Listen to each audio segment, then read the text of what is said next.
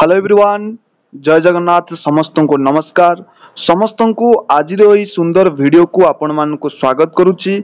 आज वीडियो रे +3 important update और 6th सेमिस्टर रिजल्ट विषय जानिबा। आपण मानकर रिजल्ट नोटिस आसी कि आसी नाही ए विषय आलोचना करिबा। आ सबुठु इम्पोर्टाट कथा होची पिला मानकर रिजल्ट केमिति हेइची, केते भलो हेइची, केते पिलांकर बैक लागिछि, केते पिला पास हेइचंती ए विषय रे आलोचना करिबा। सेति पई आपण माने वीडियो को स्किप न करी शेष पर्यंत देखंतु। आपण जदि वीडियो को शेष पर्यंत देखिबे एथिरे फायदा आपणकर ही हेबो। सेति पई वीडियो को स्किप न करी शेष पर्यंत देखंतु। जेउ माने भी चैनल को फर्स्ट टाइम पई आसीछ दया करी चैनल को सब्सक्राइब कर दियंदी, नोटिफिकेशन बेल को ऑन कर दियंतु, कारण एमती एजुकेशन रिलेटेड वीडियो आपण मानकु सबु बेले पई एही चैनल रे मिलिबो। ठीक अछि। तो मेन कथा होची मु आपण मानक पाखरे सर्वप्रथमे क्षमा मागुची, कारण दीर्घ 40 दिन हैला, प्राय 40 दिन हैला मु सोशल मीडिया रे एक्टिव नाही। आपण मानकु कोनोसी वीडियो शेयर करि पारि नाही, सेति पई मु बहुत दुखित। कारण समस्त जीवन में किछि ना किछि प्रोब्लेम आसता, ठीक सही परी मो जीवन में भी किछि प्रोब्लेम आसीथिला, जहा पई मु दीर्घ 40 दिन हैला सोशल मीडिया रे एक्टिव नथिली। सेति पई मु सर्वप्रथमे आपनको निकट रे क्षमा प्रार्थना करूची। आशा करूची आपण माने पूर्व परी भलो पाइबा ठीक सेमिति मते देबे। तो इम्पोर्टेंट कथा होची 6th सेमिस्टर रिजल्ट केबे बाहरिबो ता पूर्वरु आमे जानिबा कि पिला मानकर रिजल्ट केमिति होईची।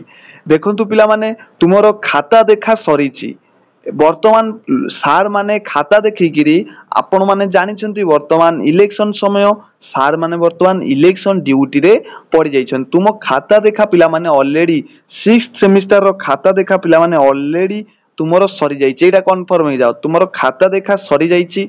आ केते पिलांकर बैक लागिछि, बहुत पिला क्वेश्चन करछन सर एथर 6th सेमिस्टर रो रिजल्ट केमिति कोन हेतिबो ओ बुझी पारुछ। तो निश्चित भावे रिजल्ट बहुत भलो हेइछि, कहि परिबानी कि हमें 100% होइछि बोली, किंतु बहुत पिला वर्तमान कहार भी बैक लागिबार चांस नाही। प्राय 95 कि 98% पिलांकर बैक लागिबार चांस नाही, कारण आगो को +3 तार शिक्षा वर्ष चेंज करने को जाउची। तार शिक्षा जो कैटेगरी रही, जो ढांचा रही, जो पैटर्न रही, 3 वर्ष लेखा आमर पैटर्न थिला, किंतु वर्तमान से 4 वर्ष करने को जाउची।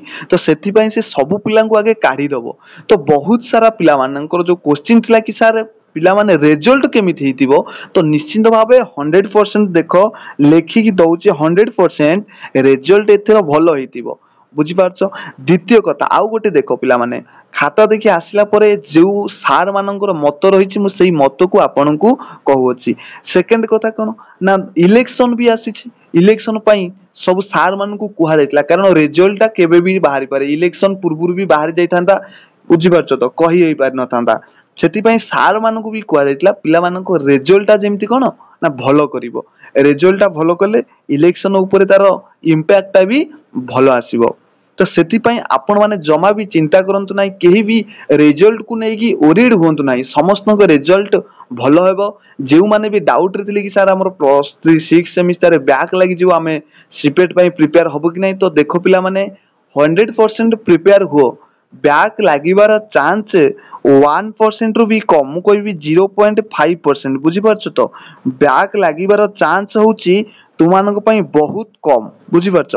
तो सेति पई आपण जे कोनोसी एग्जाम पई प्रिपेयर होबा कथा होंतु, जे कोनोसी एंट्रेंस पई प्रिपेयर होबा कथा होंतु।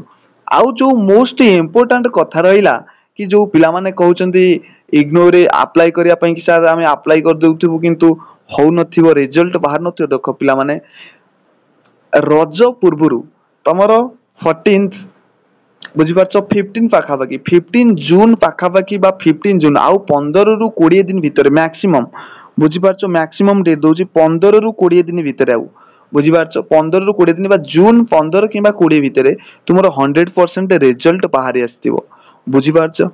जेमिति भी हो तुमरो कोन जहा भी जणा पडुची, तो निश्चित भावे ए मे लास्ट वीक रे बाहरी बार बहुत चांस अछि।